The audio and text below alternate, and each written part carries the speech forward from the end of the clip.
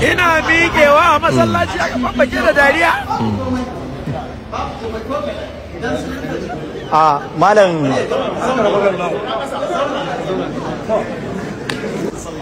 maganar na da alaƙa da yanayin ga irin iyalinmu, yin bidiyo da iyalinmu, yanayin yin bidiyo da iyalinmu, maybe mu yanayinmu social media ne ce sana'ar mu.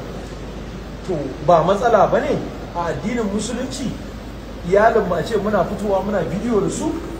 Idan ba ka yi abin da addini bai yarda da shi ba, idan abin da ka yi bai saba da addini ba, daga shiganka, daga lafuzanta maganar da kake yi, da shiganta, da lafuzanta, babu komai. Idan abin da kuke yi din kuma abin da ya yarda da Allah ne, shi ba a ce ma mutum a yin kaza ya halatta ko bai halatta ba, ya yayi kaza.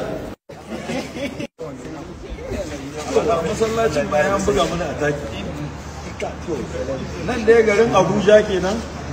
Yawwa Federal Capital Territory aka ramaka Allah ya tabbatar mana da cewa yawwa mu dinga bidiyo da matan mu kawai dai kada mu nuna zareci.